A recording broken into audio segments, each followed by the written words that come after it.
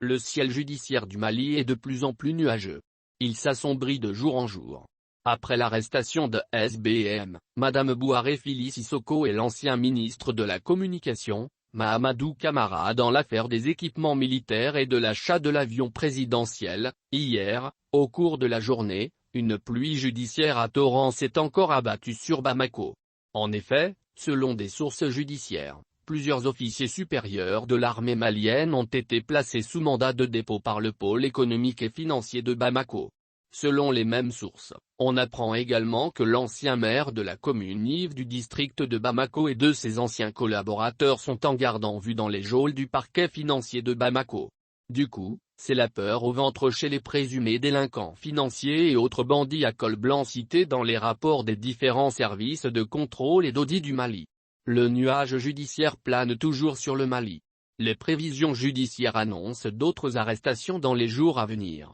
D'ores et déjà dans le dossier de l'acquisition des équipements militaires au compte du ministère de la Défense et des anciens combattants, les colonels Abdoul Wahab Touré, Mohamed Lamine Diakité, le commandant Adama Kaba, le lieutenant Thio Konaté, le contrôleur financier Madame Sango Fatoumata Bokou m'ont rejoint Soumeyelou Boubei Maïga hier lundi, 21 octobre 2021 à la prison centrale de Bamako pour atteinte aux biens publics, faux et usage de faux.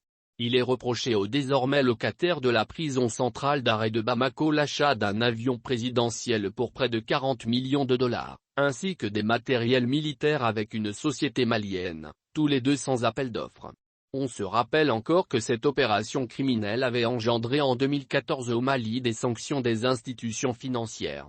Il s'agit notamment du gel pendant 6 mois des décaissements du Fonds monétaire international, FMI, en faveur du Mali. Dans le même dossier, on apprend également la convocation de plusieurs collaborateurs civils et militaires de l'ancien président de la République, Ibrahim Boubacar Keïta. Ce n'est nullement l'ancien secrétaire général de la présidence, Moustapha Ben Barka, actuel vice-président de Banque ouest-africaine de développement qui pourra démentir cette information. Puisque l'enfant spirituel d'Ibk depuis le mai aurait reçu une convocation pour se présenter devant la Cour suprême du Mali. Mais bien avant, l'ancien ministre de la Communication d'Ibk, Mahamadou Camara a été placé sous mandat de dépôt le 23 septembre 2021. Selon certaines indiscrétions, la machine judiciaire est plus que jamais déterminée à atteindre sa vitesse de croisière avant la fin de la transition pour être au rendez-vous de Malikura, le Mali nouveau. Dans la même journée du lundi 27 septembre 2021, un autre coup de tonnerre a secoué Bamako. En effet, dans la mi-journée, les Maliens ont appris le placement en garde en vue de l'ancien maire de la commune Yves, Issa Guindo et deux de ses adjoints. Au pôle économique et financier de Bamako pour atteinte aux biens publics. Il s'agit de Stimaran Batili et Issa Sidibé. C'est bien sûr le président de la Ligue de football du district de Bamako.